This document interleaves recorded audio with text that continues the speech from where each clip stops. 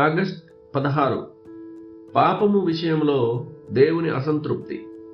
మనుష్యుడు దేవునికి విరోధంగా ఆయుధాలు ధరించడమే కాక దుష్టులైన మనుషులకు దేవుడు కూడా విరోధిగా ఉన్నాడు. దేవుడు ప్రతిదినము కోపపడు దేవుడు. ఆయన తన వింటిని ఎక్కుపెట్టి సిద్ధపరిచి ఉన్నాడు. మరణ సాధనములను సిద్ధపరిచి ఉన్నాడు. తన బాణములను అగ్ని బాణములుగా చేసి ఉన్నాడు.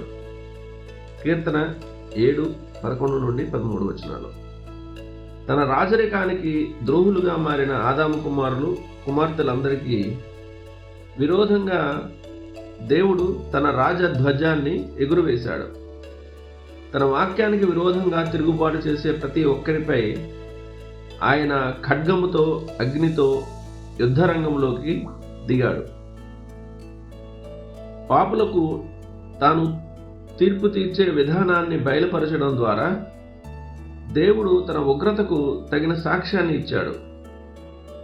వారు ఆయన నీతియుక్తమైన పాదాల కింద నలిగిపోయి మరణిస్తారు. పాపంలో విషపూరితమైన వారి యజమానికి అనగా సాతానుకు తగిన గతియే వారికి పడుతుంది. పాపము ప్రవేశించే ప్రతి ద్వారం వద్ద దేవుని కోపము దానిని ఎదుర్కొంటుంది. ఆత్మ యొక్క ప్రతి శక్తి, దేహంలోని ప్రతి అవయవం దేవునికి విరోధంగా దుర్నీతి ఆయుధంగా వాడబడింది కాబట్టి ప్రతిదీ చివరకు నాలుక కొన సహితం దైవిక ఉగ్రతలో తన భాగాన్ని పొందుకుంటుంది.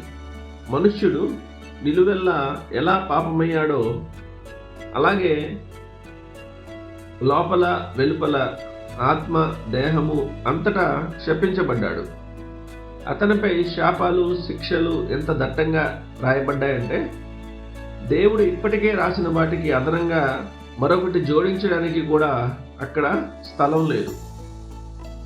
ఒక్క మాటలో చెప్పాలంటే పాపి అయిన మనుషునిపై ప్రభువు కోపాగ్ని ఎంత తీవ్రమైనదంటే సర్వ సృష్టి దానిలో పాలు పంచుకోవాల్సి వస్తుంది. దేవుడు మనుష్యుడినే లక్ష్యంగా చేసుకుని తన బాణాలను ప్రాథమికంగా అతని వైపే గురిపెట్టినప్పటికీ అవి ఇతర సృష్టి రాశులను కూడా గాయపరుస్తున్నాయి. మనుషుని నిమిత్తం దేవుని శాపాలు సర్వ సృష్టిని పాడు చేస్తున్నాయి. మొదట మనుషునికి పరిచర్య చేయడానికి అతని సంతోషపు పాత్రను నింపడానికి నియమించబడిన ప్రకృతి శక్తులు సృష్టి రాశుల ద్వారానే, ఆ పతనమైన సృష్టి ద్వారానే మనుషునికి తన దుస్థితి అనుభవంలోకి వస్తోంది. దేవుని తెగుళ్లను శత్రువుల భూమిని అంతటినీ పాడు చేసే ఒక ఆగ్రహోదగ్రమైన సైన్యంతో మనం పోల్చవచ్చు. అది వారి సరఫరాలను నాశనం చేస్తుంది, వారి నీళ్లను విషపూరితం చేస్తుంది, వారి ఇళ్లను తగలబెడుతుంది.